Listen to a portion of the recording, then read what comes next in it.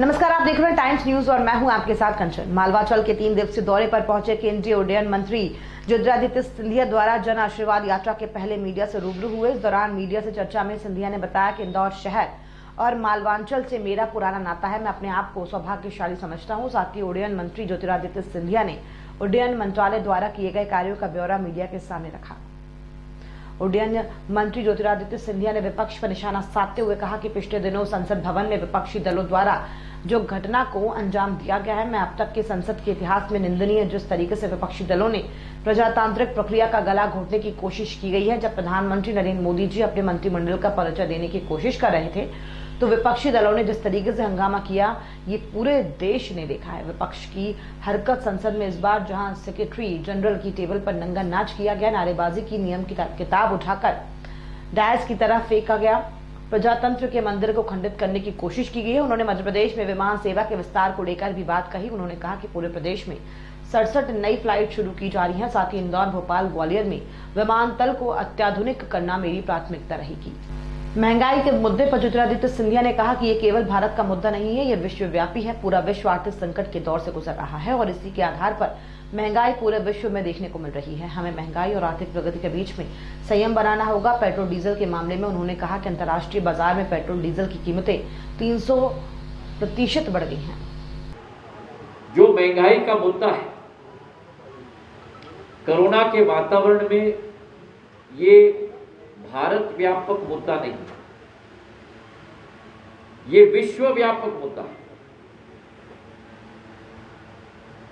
Corona के वातावरण में डिमांड घटी है विश्व भर में, आय घटी है विश्व भर में, और विश्व भर में आर्थिक क्षेत्र में श्रिंकेज हुआ है। उसी के आधार पर महंगाई अपना सिर उठा रहा है पूरे विश्व में, और उसी का प्रभाव भारत में भी हमें देखने को मिला है। अब अर्थशास्त्र का विद्यार्थी होने के नाते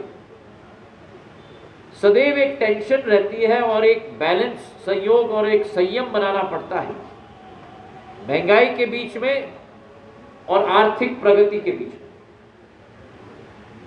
एक के बिना दूसरा नहीं हो पाता। और जो महंगाई का मुद्दा उठाया गया है, ये भी मैं समझाना चाहता हूं कि 3 साल पहले, 2.5 वर्ष पहले तेल का दाम विश्व भर में $20 प्रति बैरल होता था। आज वो बढ़ के $60 प्रति बैरल हो गया, मतलब कि 300% वृद्धि हुई। और जिस पार्टी के वजह से 70 साल में भारत आज भी 85% अपना तेल का आयात करता है, मतलब हम आत्मनिर्भर आज तक नहीं हुए तेल में। प्रधानमंत्री जी के नेतृत्व में आज सारे तेल कंपनियां भारत एक्सप्लोरेशन में अपना ध्यान दे रही ताकि आत्मनिर्भरता हम लोग उत्पन्न कर पाए। लेकिन जिस राजनीतिक दल ने 70 साल में भारत को गिरवी रखा विदेशी ताकतों पर, तेल के मुद्दे पर, आज जो महंगाई भी आई है उस 300% तेल के दाम के वृद्धि पर आई। और जिस सरकार ने 2004 से 14 तक 1,07,000 करोड़ रुपए की ऑयल बॉन्ड्स इशू करे, ऑयल मार्केटिंग कंपनीज को जो पैसा उनको साल प्रति साल देना था, वो पैसा देने के बदले बॉन्ड्स उनको इशू किए गए। उसका ब्याज हर साल का 9,995 करोड़ रुपए होता है। 10 साल में उन्होंने वो ऋण बनाया। वो ऋण का बोझ भी आज हमारी सरकार और देश भुगत रही है। 2025-26 तक ये ऑयल बॉन्ड्स हम लोग पे ऑफ कर लेंगे और ये 1,07,000 करोड़ के बॉन्ड्स और 9,995 करोड़ का वार्षिक ब्याज, ये भी मिट जाएगा पूरी तरह से। और उसी के साथ भारत तेल के मामले में भी आत्मनिर्भरता के प्रति तेजी से बढ़ना है, जिसके आधार पर महंगाई पर भी नियंत्रण हम लाने की कोशिश करें। की गाइडलाइन जारी करता है। कल शाम शांति समिति की बैठक हुई, जिसमें नेता तमाम जो मंच में बैठे हुए मौजूद थे। उसमें निर्णय लिया गया गणेशोत्सव से लेकर सारे त्यौहार जनता घरों में मनाए। और जनता का सवाल ये है कि जनता तो त्यौहार घरों में मनाए, लेकिन नेताओं की जन आशीर्वाद यात्रा के दौरान जो भीड़ खड़कों उमड़ती है, इससे कोरोना नहीं फैलेगा क्या सारे नियम कायदे जनता के लिए ही हैं?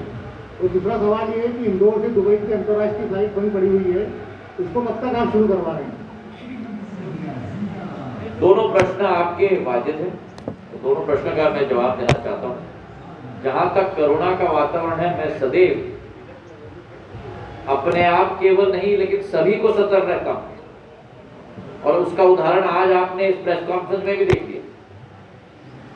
हम लोग भूल जाते हैं कि कोरोना का सामना करने के लिए हमारे पास दो चीज है। जैसे पुराने जमाने में, जो मैं इनको कह रहा था, पुराने इतिहास का प्रश्न इन्होंने उठाया, तलवार के साथ और ढाल के साथ। उमेश जी, तलवार और ढाल के साथ युद्ध में जाते थे, और अगर केवल तलवार हाथ में हो और हाथ में ढाल ना हो तो आप गए काम से, और केवल अगर हाथ में ढाल हो और तलवार हाथ में ना हो तो भी आप गए काम से। और इस कोरोना के युद्ध में आपका ढाल आपका मास्क है और आपका तलवार आपका टीका है। दोनों को हमें अपने हाथ में रखना होगा। और जहां तक जन आशीर्वाद यात्रा की बात की, हमने सख्त नियम जारी किए पार्टी के स्तर पे। 100-150 लोगों से ज्यादा कहीं भी ना हो। और मैं स्वयं जहां भी मंच पे उतरता हूं, वहां सभी को निवेदन करता हूं हाथ जोड़ के कि कृपा करके माला लगाने के पहले आप अपने आप के लिए भी मास्क पहनिए। केवल मास्क पहनने के बाद ही मालाओं को ग्रहण किया जाता है। और मध्य प्रदेश ने तो रिकॉर्ड बनाया है टीकाकरण के मामले में।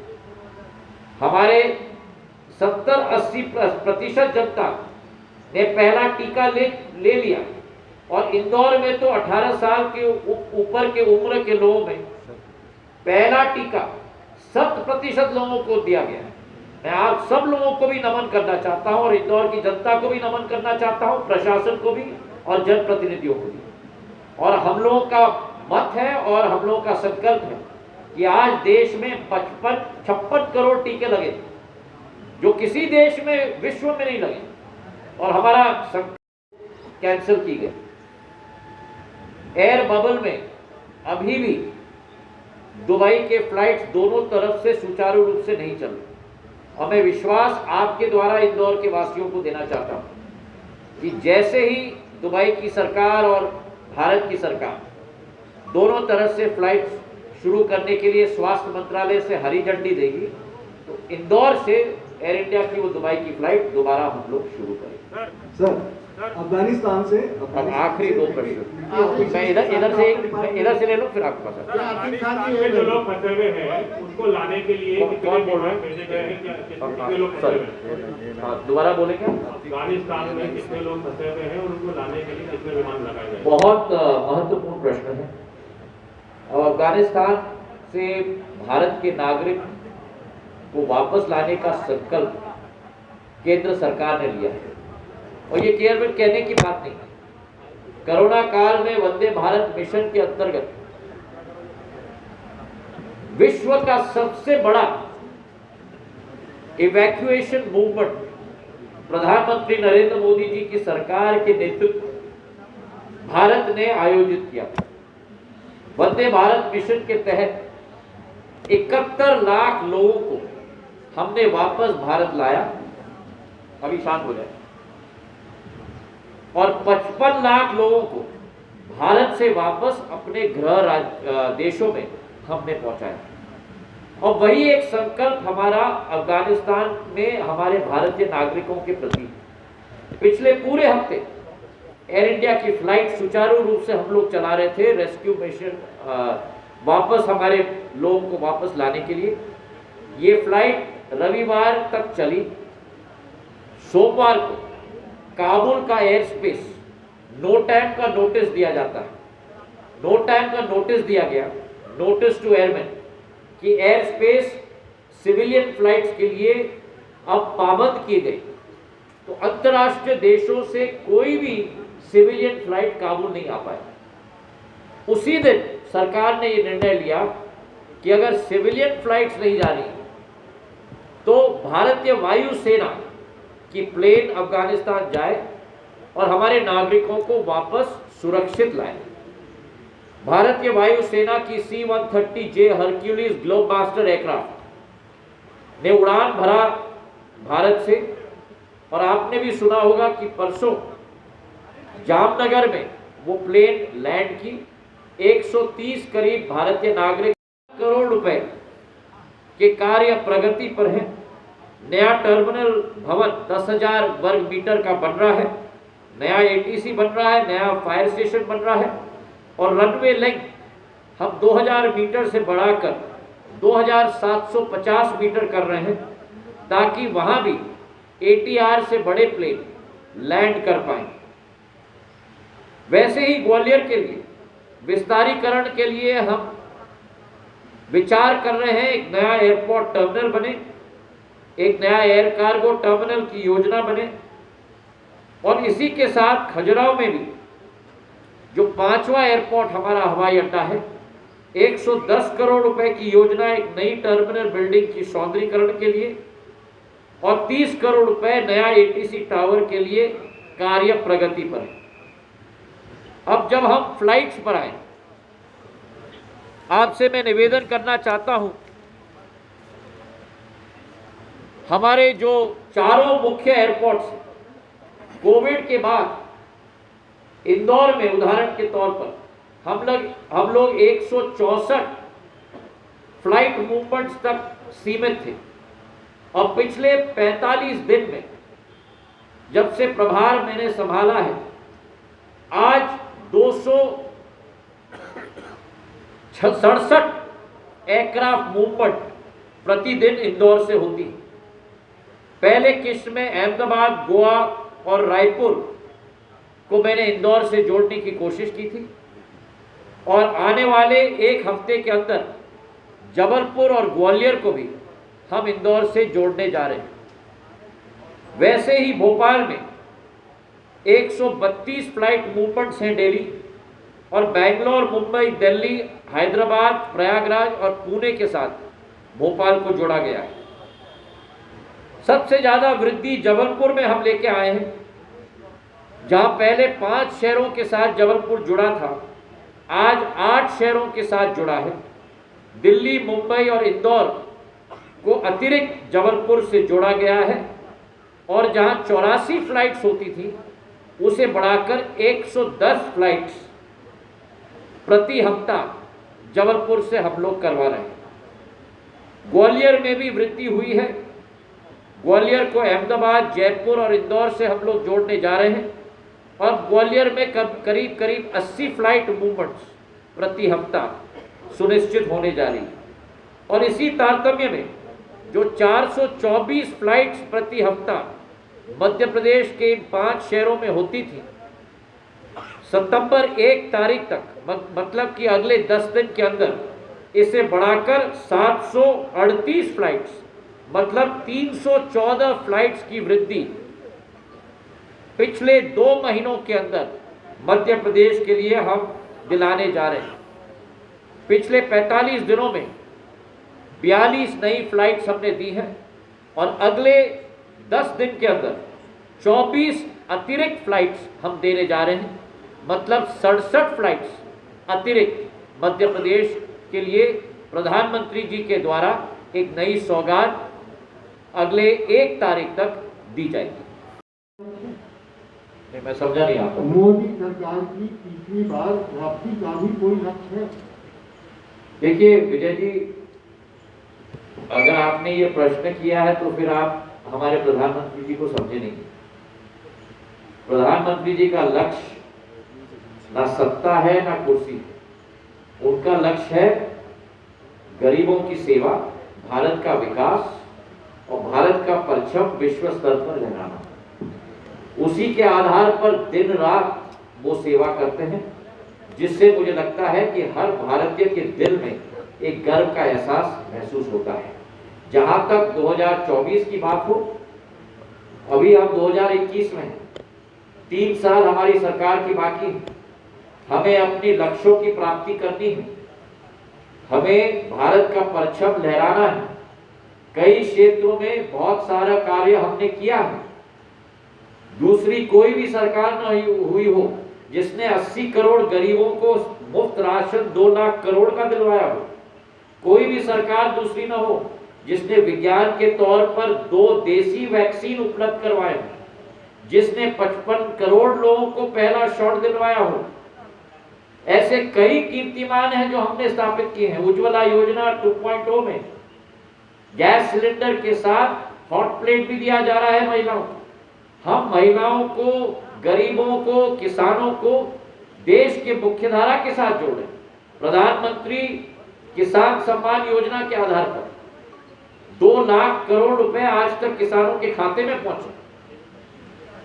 जो कहा जाता था दूसरों के सरकार में कि 1 रुपया में से 11 पैसा ही पहुंचता है, अब 1 रुपया में से 1 पूरा रुपया लोगों के खातों में पहुंच रहा है। ये प्रधानमंत्री जी का कीर्तिमान। हमारा सवाल ये है, केंद्र सरकार और राज्य सरकार खेलती रहती है।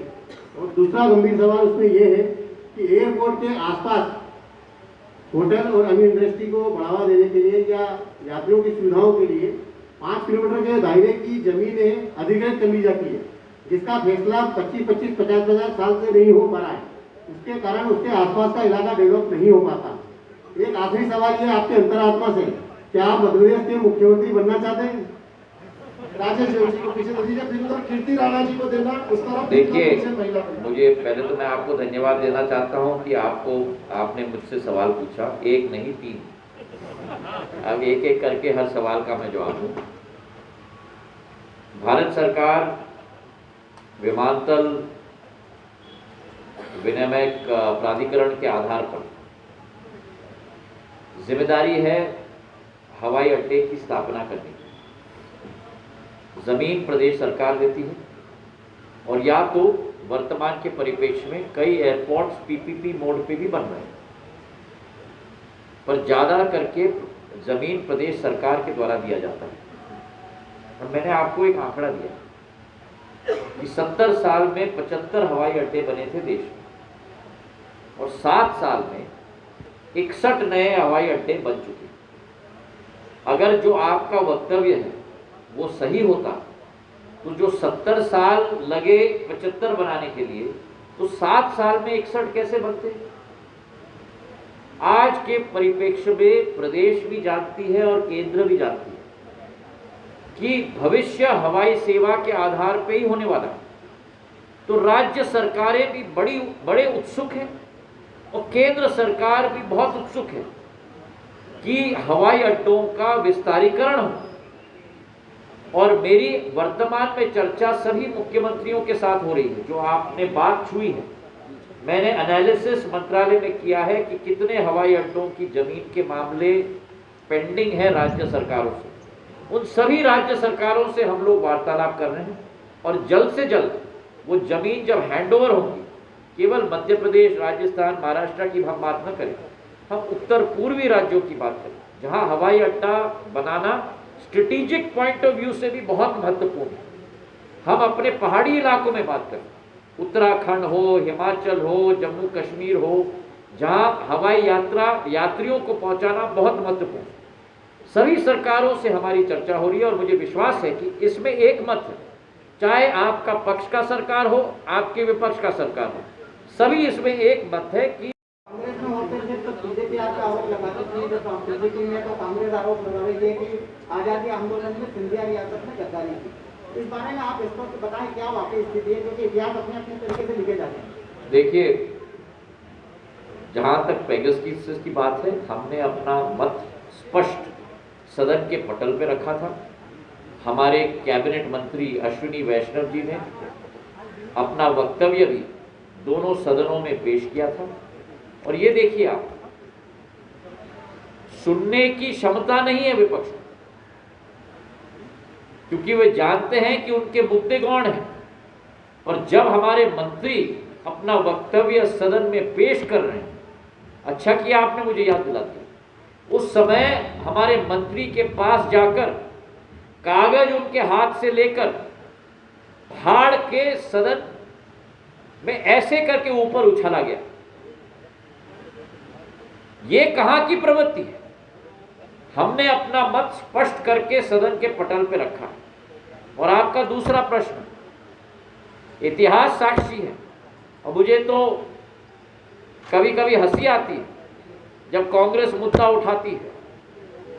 और मैंने तो पहले भी कहा है कि मेरा नाम लेते ही शायद कांग्रेस को इसी बात का एहसास होता है कि जो भ्रष्टाचार उन्होंने किया, जो नाइंसाफी उन्होंने मध्य प्रदेश की जनता के साथ की, जो मेरे दादी ने उस समय जो नाइंसाफी और वादा खिलाफी डीपी मिश्रा जी की सरकार ने की थी, उनको अपना जगह बताया था।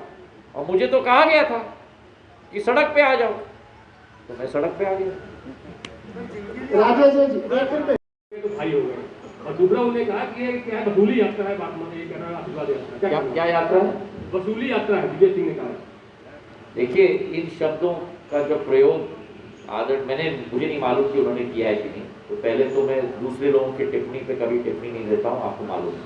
और अगर ये शब्द का प्रयोग किया, मुझे नहीं मालूम कि अगर किया, तो अगर ये शब्द का प्रयोग किया हो, वसूली तो सबसे ज्यादा अच्छा कांग्रेस जानती है भाई, हम लोग। सिंधिया जी, मध्य प्रदेश का किसान ड्रोन नीति के तहत कब प्रिसीशन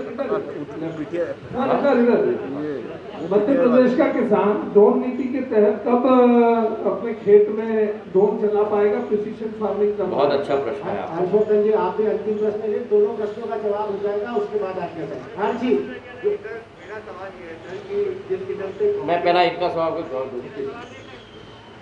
जहाँ तक ड्रोन टेक्नोलॉजी की आपने बात की, ड्रोन टेक्नोलॉजी प्रधानमंत्री जी के दिल के साथ जुड़ा हुआ एक मुद्दा है। और ड्रोन टेक्नोलॉजी वो टेक्नोलॉजी है कि जिस तरीके से आईटी ने, सूचना प्रौद्योगिकी ने पूरे विश्व का कार्य करने की प्रणाली को बदल दिया था, वैसे ही आने वाले दशक में ड्रोन टेक्नोलॉजी आपकी और हमारी जिंदगी में सहूलियत लाने की क्षमता रखती है। ड्रोन टेक्नोलॉजी के रूल्स हमने फ्रेम कर दिए हैं। रूल्स को हम लोगों ने नोटिफाई भी कर दिया है। और रक्षा मंत्रालय के साथ, गृह मंत्रालय के साथ सारे नियम भी बना दिए हैं कि हवाई अड्डे के आसपास और दूसरे एरियाज के आसपास 200 मीटर की हाइट तक, 400 मीटर की हाइट तक कौन सा पीला एरिया रहेगा, कौन सा ग्रीन एरिया रहेगा, कौन सा रेड एरिया रहेगा। पूरे देश के मानचित्र को हम मैप करके रेड जोन्स, ग्रीन जोन्स और येलो जोन्स प्राप्ति कर लेंगे। तो उदाहरण के तौर पर, समझाने की सरलता के आधार पर, भाई जिस तरह आपने कहा कि आज उड़ान और हवाई सफर की फ्लाइट पाथ होती है, आप एटीसी से अपना फ्लाइट पाथ रजिस्टर करते हो और उस फ्लाइट पाथ पे रहते हो, वैसे ही सारे देश में ड्रोन्स की फ्लाइट पाथ निर्धारित की जाएगी। आपको लाइसेंसिंग और परमिशन सरलता से मिलेगी एक पूरे सॉफ्टवेयर के आधार पर, जहां आप जाके अपना ड्रोन को रजिस्टर करोगे। जैसे आपका, साधारण रूप से समझाने के लिए, आपका ड्राइविंग, हाँ, मैं आपसे पूछना चाहता हूँ, आप भाई बनना चाहते हो, बेटे बनना चाहते हो, या आप महाराज बनना चाहते हो? मैं तो भाई और बेटा बनना चाहता हूँ भैया। मैं अपना सौभाग्य समझता हूँ कि अगर भाई साहब की उपाधि मुझे मिली है, भाई तो जीवन पर्याप्त होता है और इस दुनिया में रहने के बाद भी भाई रहता है। महाराज मेरा अतीत है, मेरा वर्तमान ज्योतिरादित्य सिंधिया है। सर, मैं बोल रहा हूँ कि कांग्रेस के डिस्कशन से ब्रेन ड्रेन चल रहा है। क्या बोल रहे हैं? ब्रेन ब्रेन ड्रेन नहीं, टैलेंट ड्रेन। टैलेंट चली गई, केवल ब्रेन रह गई।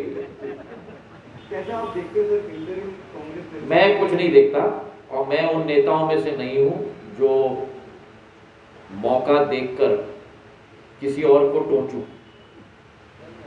उनको अपनी पार्टी, अपनी नीति और अपना भविष्य उन्हें सलामत है।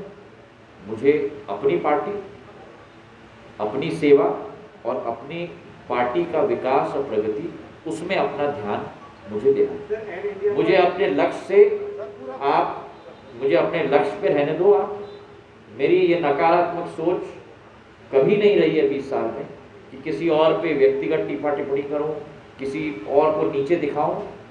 हमें अपना काम करके लंबा लकीर ज़्यादा खींचना है, किसी और की लकीर को छोटा करने से कोई फर्क नहीं पड़ता। आपकी आवाज़ नहीं आई।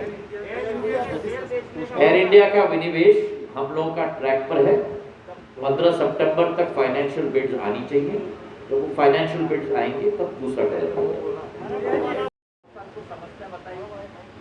मैं आपका प्रश्न कि किसी कोई नेता आपको मिला जो कोई जनता ने स्वागत के साथ समस्या बताई है? कई लोग हैं। और अंत में मैं आपको बताऊं और आपको समझाऊं, शायद मीडिया में आपका इतिहास मेरे जनसेवा इतिहास से बहुत ज़्यादा लंबा है, बहुत ज़्यादा लंबा है। और मैं आपको समझाऊं कि विकास और प्रगति का चक्र निरंतर होता है। त्याच्यामध्ये काय अवधि नहीं होना, समझला तुम्हें? हाँ, निरंतर होता है। एक मांग पूरी होती है तो 10 मांगे और आती हैं, और ये स्वाभाविक भी है और ये प्रजातंत्र की प्रणाली के लिए स्वच्छ और अच्छा संदेश भी है। और हम जैसे लोगों को सदैव सतर्क भी रहता है। एक मांग पूरी होती है तो 10 मांगें आती हैं, उससे हमें और ऊर्जा मिलता है और सेवा भाव से कार्य करने के लिए। और ये संभव ही नहीं हो सकता कि कोई भी व्यक्ति दौरे पे जाए और कोई मांग आपके समक्ष ना आए। अगर ये स्थिति उत्पन्न हो कि आप दौरे पे जाओ और एक भी आवेदन मांग की आपके समक्ष ना आए, तो आप ये समझ लेना कि आप गौण हो चुके हैं और आपकी अंत की शुरुआत हो चुकी है। राजेश राठौर जी साथ में कल जिस तरह से भोपाल में मेरे शादियों में लाठीचार्जों को उसको लेकर काफी उसका उत्तर मैंने दे दिया। जो आपकी जनआशीर्वाद यात्रा मालवा निवाड़ में निकली, उसमें सभी प्रमुख नेता बीजेपी के शामिल हुए, लेकिन बीजेपी के नेता कैलाश विजयवर्गीय आपकी यात्रा से दूर रहे। ये कोई रणनीति है या आपकी एमपीसीए की पुरानी अदावत है? आप कौन, आपको किसने कहा कि दूर रहे? कल वो आप सुन लीजिए, सुन लीजिए। देखिए, आप लोग चटपटा मसाला ढूंढ रहे हो। मैं दाल भात में अपने आप में बहुत खुश रहता हूँ, ठीक है। चटपटा मसाला आपको सलामत। कैलाश जी और मेरा 20 साल पुराना संबंध रहा है। बैठे बैठे बैठे, अभी कोई जल्दी। 20 साल पुराना संबंध रहा है, बहुत मधुरता का संबंध रहा है। हाँ, चुनाव हम लोग आमने सामने लड़े हैं और चुनाव के बाद भी मधुरता का संबंध हम लोगों का रहा है। और कैलाश जी स्वयं परसों सुबह इंदौर के हवाई अड्डे पे उपस्थित थे। आके उन्होंने मुझे फूल का गुलदस्ता दिया, मुझे साधुवाद दिया, मुझे बधाई दी। और उनके चिरंजीव मेरे हर इंदौर के दौरे में मेरे साथ रहते हैं। और मुझे बड़ी खुशी है कि कैलाश जी के साथ भी मिलकर हम लोग साथ में मिलकर इंदौर का विकास करेंगे और आपको खुश करने का प्रयत्न करेंगे। बहुत कहना चाहता हूँ, कल श्रीमंत बाजीराव पेशवा जी की जन्म जयंती थी। उनके दाहिने हाथ छत्रपति शिवाजी के मेरे पूर्वज राणोजी महाराज थे और उनके बाएं हाथ मल्लाराव होलकर इंदौर के राजा थे। और सिंधिया परिवार ने पानीपत की लड़ाई में सिंधिया परिवार के 3 वंशजों को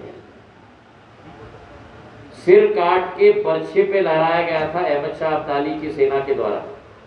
मराठा फौज में एक भय का वातावरण तैनात करने के लिए मेरे पूर्वज दत्ताजी महाराज को जब नजीब उद्दौला ने मारने की कोशिश की थी, गोली लगाई थी और बोला था क्यों दत्ताजी और लड़ोगे, तो दत्ताजी महाराज ने उत्तर दिया था जिएंगे तो लड़ेंगे।